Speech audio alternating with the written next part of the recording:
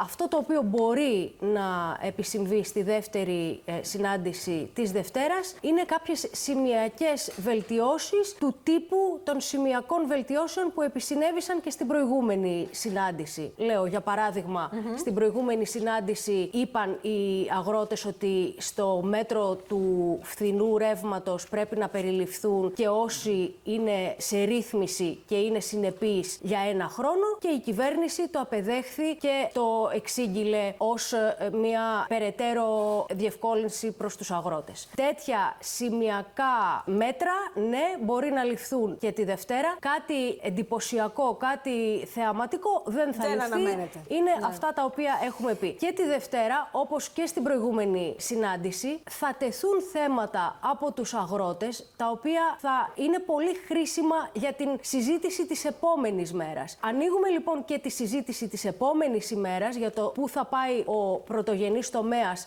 αύριο, και σε αυτό το πλαίσιο κάθε συμβολή των αγροτών, οι οποίοι το ζουνε και το γνωρίζουν καλύτερα από τον καθένα, είναι πάρα πολύ χρήσιμη.